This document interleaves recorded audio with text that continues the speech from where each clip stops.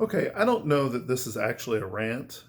Maybe it would just be that my thoughts are a little less scripted than they normally are. I know I don't look scripted when I'm speaking, but I actually have really spent time gathering sort of an outline in my mind and speaking. So I just want to make that clear up front that I'm not normally with rant. People think you're angry. I'm not angry about anything here. I just don't.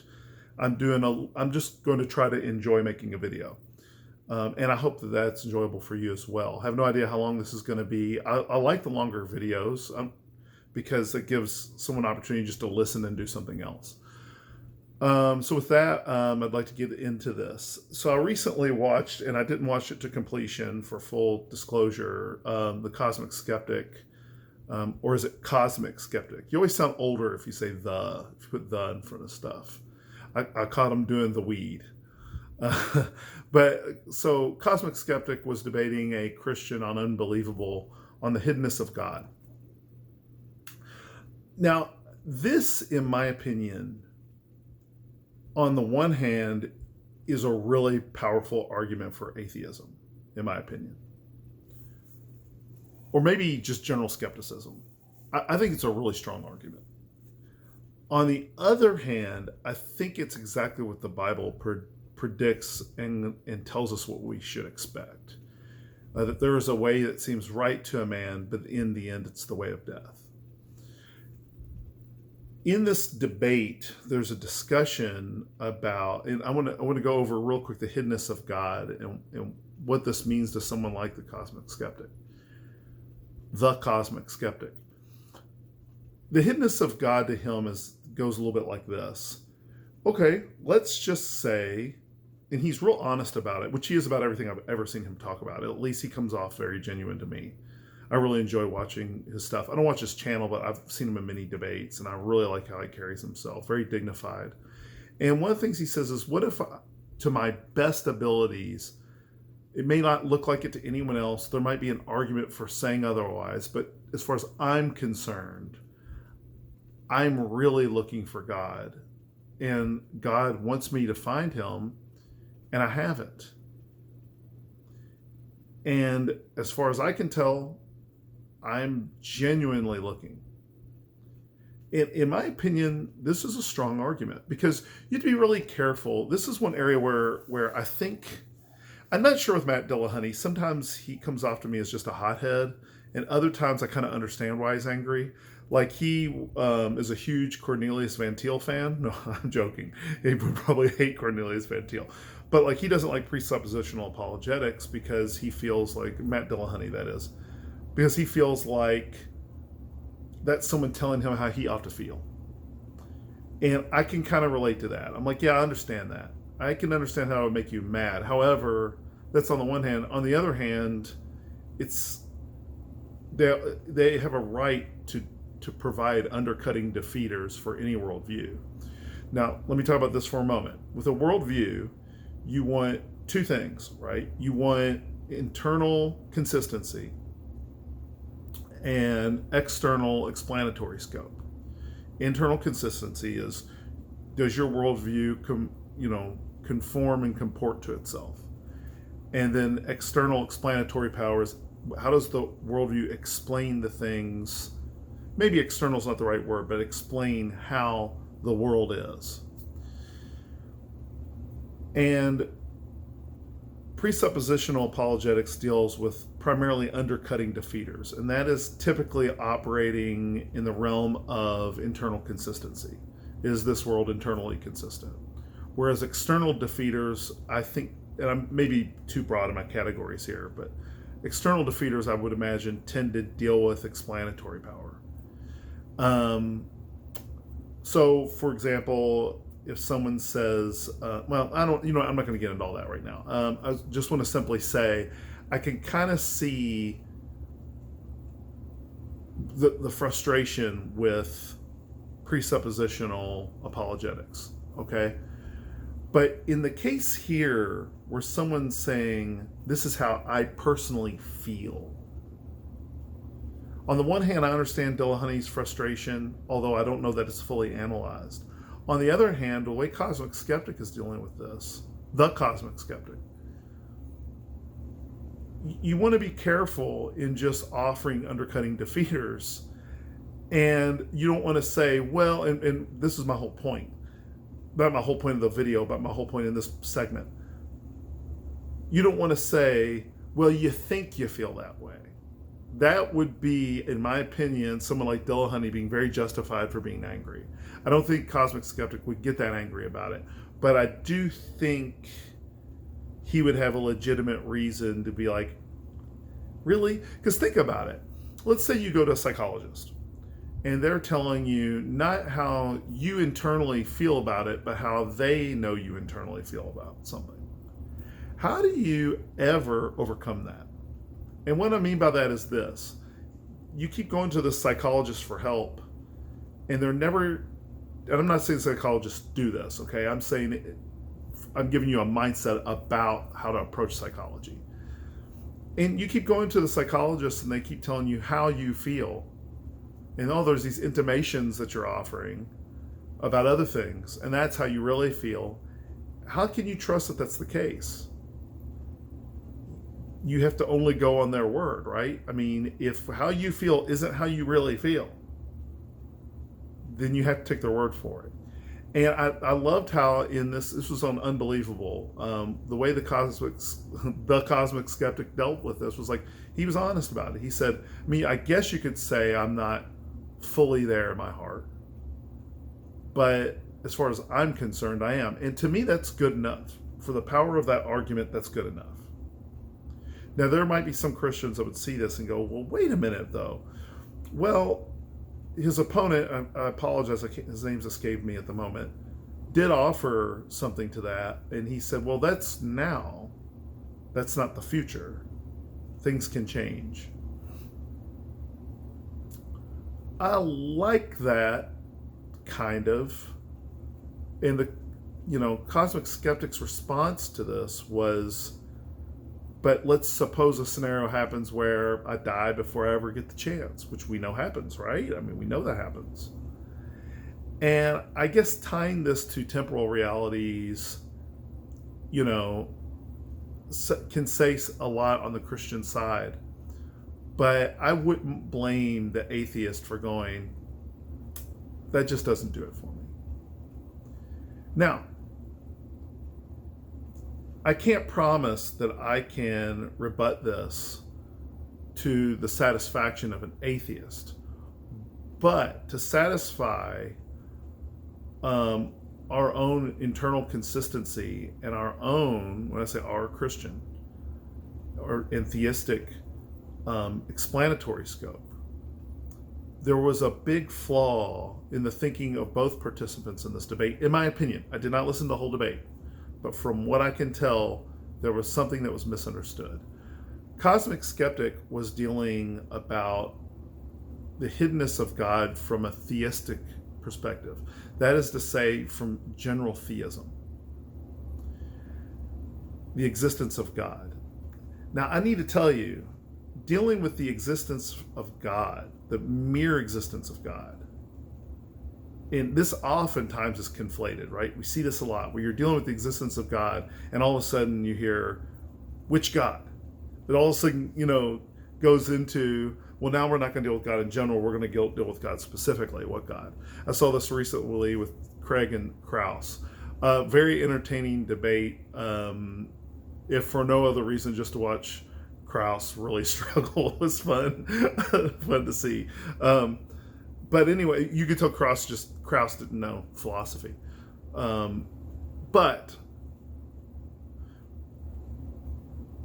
in this particular case, general theism may struggle here a little bit.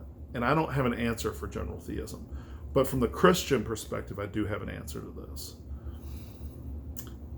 And what I'm saying is this: to know God, when God has deliberately hidden himself, is going to be something a human being cannot begin to fathom.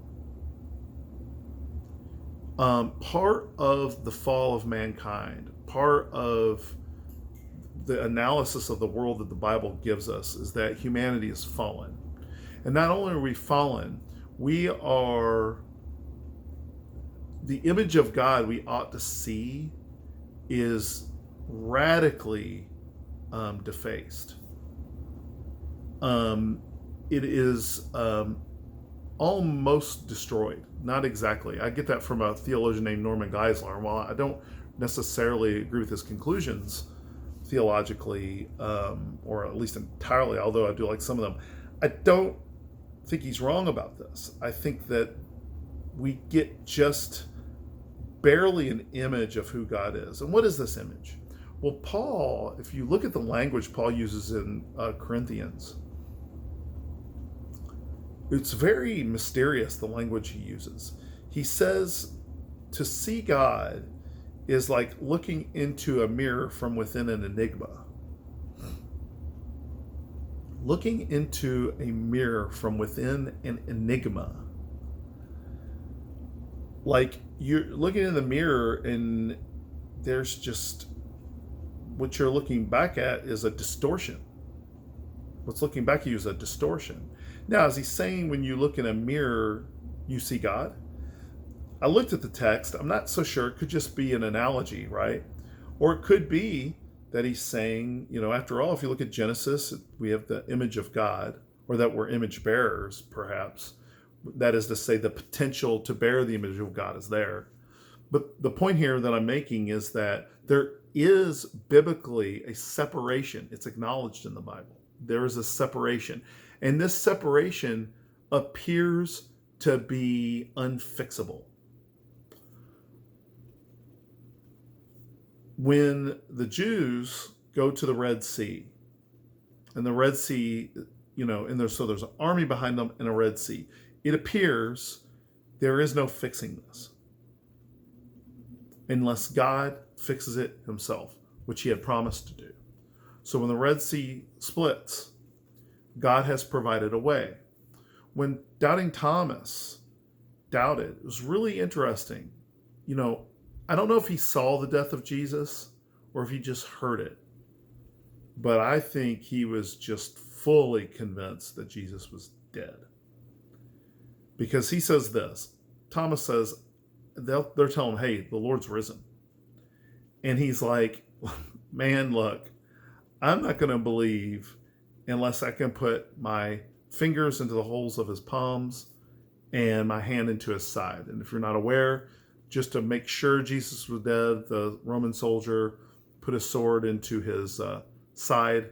This burst his pericardium, which is a sac of fluid around the heart, and water and blood came out his side. And either Thomas saw this and it was extraordinarily graphic, or maybe Thomas saw this happen to many people and they died. And when he saw it happen to Jesus, he thought, well, he's just a man. You know what I mean? Died like every other man. Or whatever the case. We don't know. But it appears there's no way for Thomas to believe. That separation is there. And he says, unless that happens, there's no way I'm going to believe. And so Jesus appears to him and he says, put your hands here. He puts out his hands and Thomas touched his, injuries. And he said, put your hand in my side. And he did. And it said he just fell to the ground and said, my Lord and my God. And Jesus has probably my favorite. I want this on my tombstone. He says, blessed is he says, you have seen and have believed. Blessed is he who has not seen yet still believes. So, what do we have here? We have provision. That God provides a way despite how separate he appears. He has devised a way in which man can commune with him. Now, what does this mean? How do we understand this in light of the hiddenness of God? Well, this is the Christian answer to that. But I want to say this. For anyone, whether that's agnostic, atheist, naturalist, it doesn't matter. For anyone who disbelieves, think about this. If you have set up a matrix or a paradigm that says the only things that fit into this paradigm are the things that I will believe. It might be that you've set up a roadblock for yourself or a stronghold, and you've become in within that paradigm, you earnestly want to find God. Within that paradigm, you mean it. You want to find God, but you're saying it has to be within these limitations. How could God be limited by those things? He couldn't be. It's not possible for him to be limited by that. So for someone to seek God, they're going to have to come to an understanding. I do believe God, and this is why we engage in apologetics, to destroy those paradigms, to say, wait a minute, you're limiting your opportunities here. God can be so much more than anything than you could possibly conceive. So since that's the case, and by the way, C.S. Lewis essentially says this, that the view of God he had was constantly being shattered. And it was kind of probably constantly a devastating thing, because that's happened to me and a lot of my friends that are Christians. It's just like, wow, the idea that I have of God, before I thought it was this, but now it's this. And C.S. Lewis concludes, he goes, well, I just think it was God that was shattering that the whole time. And I think that's true. And this is going to have to happen to you, and it's painful.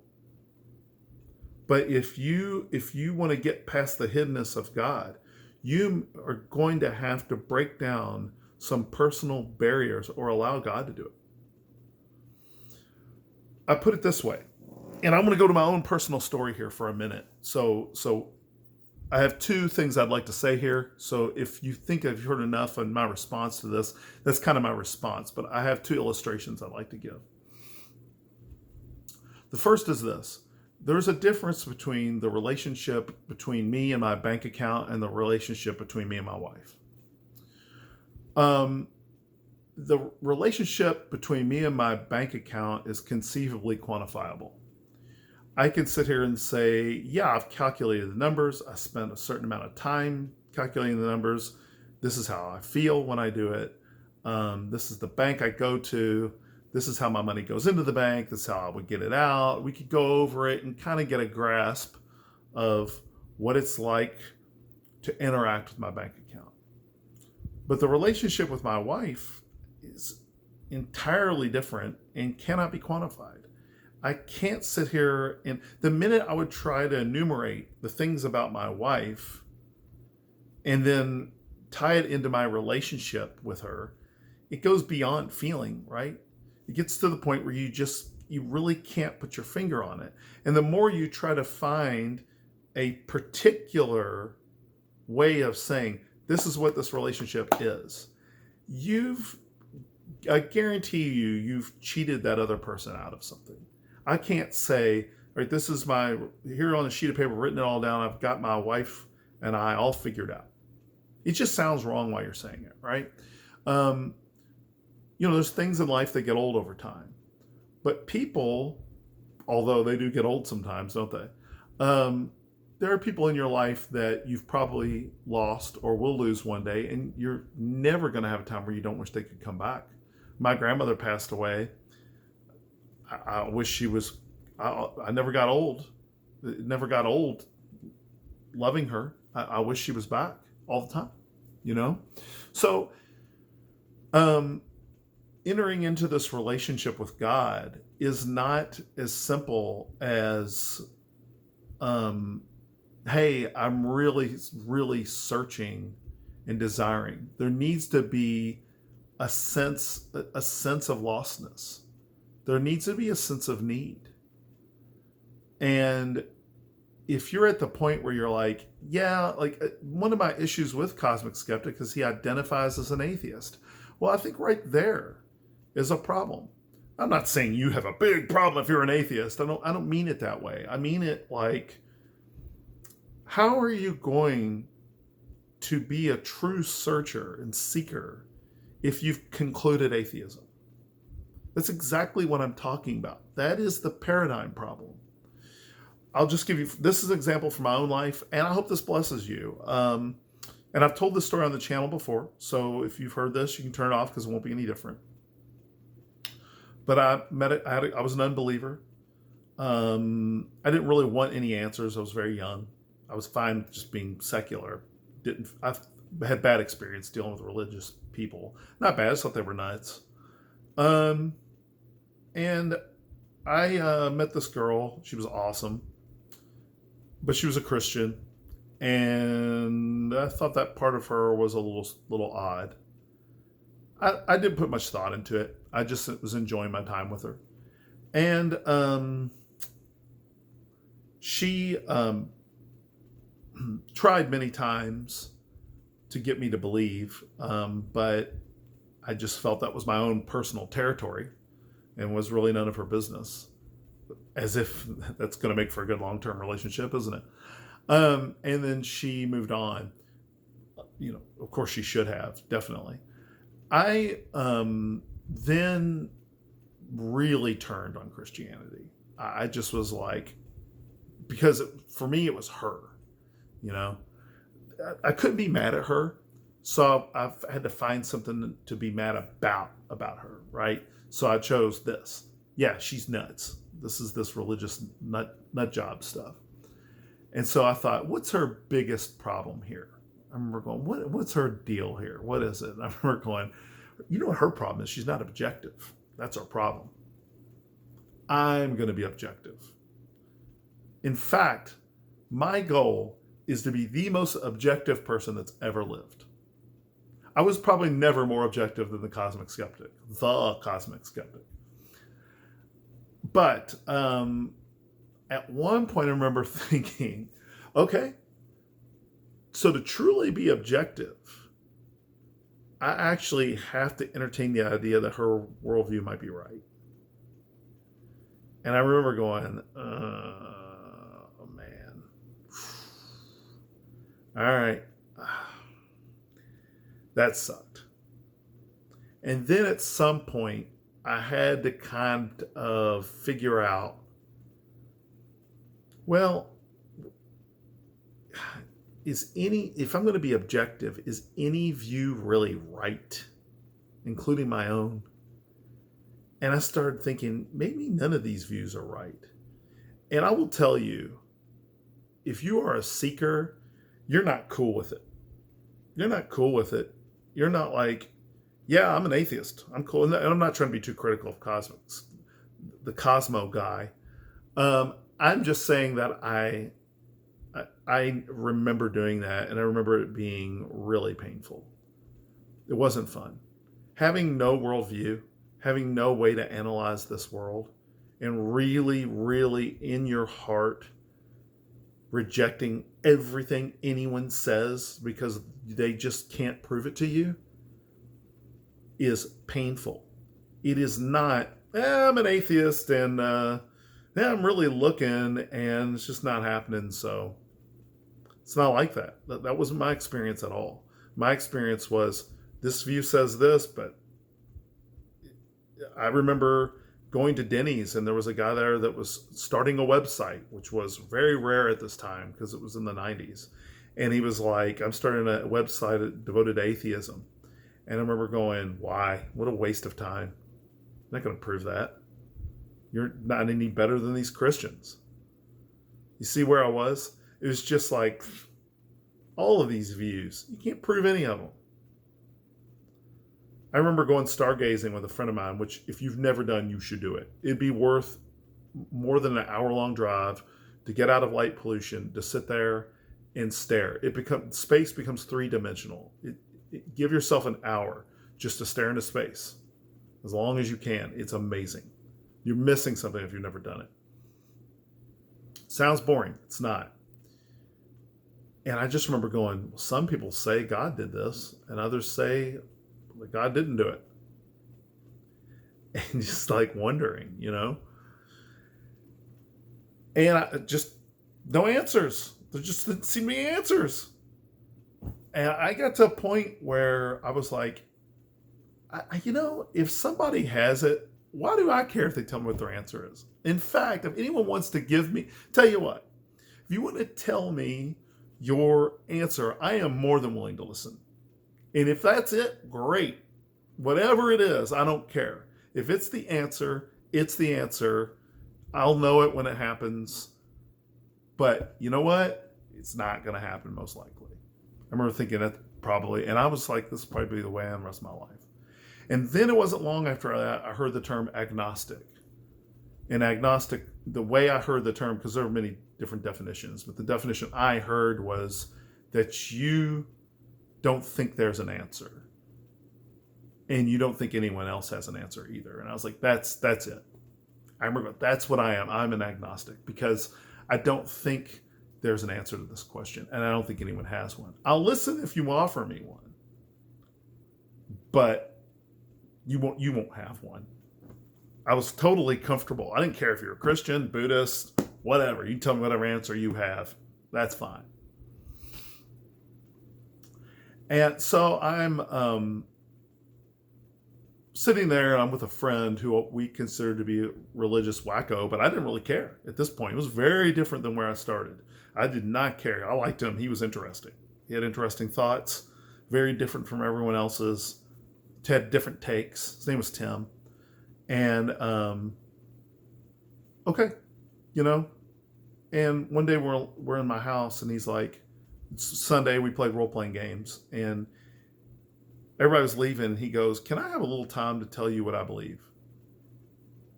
I was like, sure, and we kind of started listening to music. Ironically, we started listening to Faith No More, which to this day I think is one of the most talented bands I've ever heard. And he said, I want to tell you what I believe. And I said, okay, what is it? And he said, I won't go into the whole thing, but the way he put it was perfect. And I remember thinking, he doesn't have an answer. Sure, let's hear it. And he said, well, you know what sin is? He asked me what I believed first. I told him. It was a line I gave people, religious people, just get them out of my hair. It's all I knew to say, I didn't really tell him what I really believed, which was agnosticism. I'm kind of a defense mechanism to say, I'm embarrassed to even say what it was. It was so lame. But he said, it's interesting. He said, how do you see sin? Are you aware of what sin is? Have you ever heard that before? I was like, yeah, I had a Catholic background. And he's like, you shouldn't see sin as something just you do. I was like, well, that's interesting. Because I'd watched some, we'll say, unsavory videos the day before, and that's something I did. I remember thinking that. And he said, you should see it as something you're within. I was like, huh. And he said, if you're within it, you can't do anything but that. And I was like, that's true. I was like, and I thought about the unsavory videos and thinking, yeah. And I thought, yeah, if that definition's true, I have to admit that's my experience. And he said, so if God is holy, he's completely absent from that because he's holy. I was like, that's true. I think that makes perfect sense. And he said, when Jesus died on the cross, he provided a way to pull you out of that sinfulness you're in into the holy. I can only tell you that there was a dialogue in my mind. I knew this was right. I just knew it was right. There was a dialogue in my mind. I remember saying, this is right, but I don't know what my parents are going to think, my friends are going to think. I was like, I just can't do it right now. But I will another time. I will. And the dialogue in my head was, I say dialogue in my head because I do believe it was the voice of God, even though it wasn't an audible voice.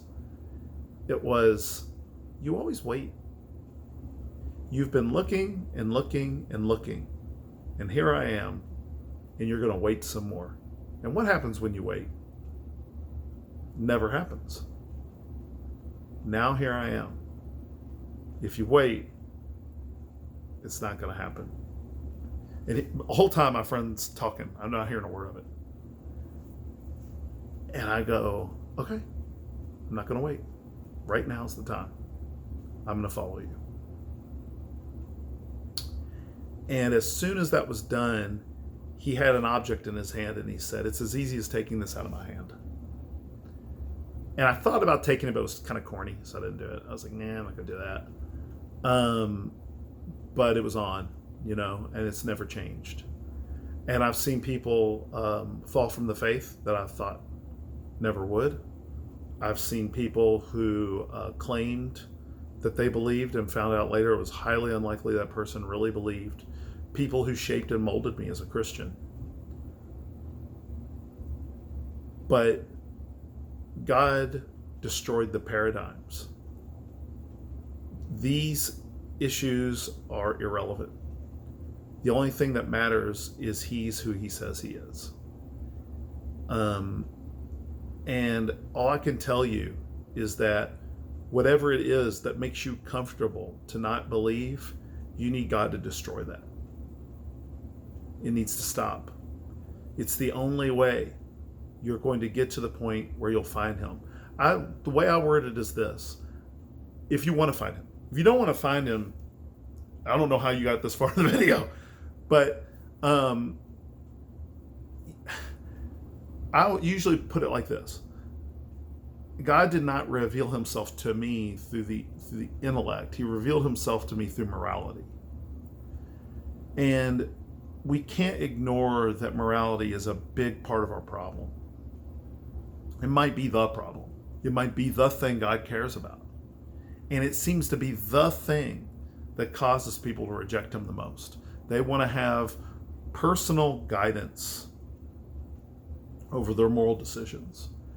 And that is unacceptable to the God of the Bible. Unacceptable. Hey, look, I hope you were blessed by this.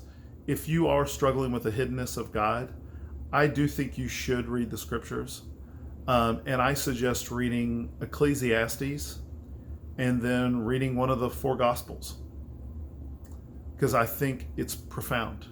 Ecclesiastes is, I don't care how big of a swaggering atheist you are, you can get to the end of Ecclesiastes and say, I agreed with a good portion of that. Because some of the things he says just makes perfect sense. And then go to the Gospels and look at what you see. It's pretty amazing. Have a good one.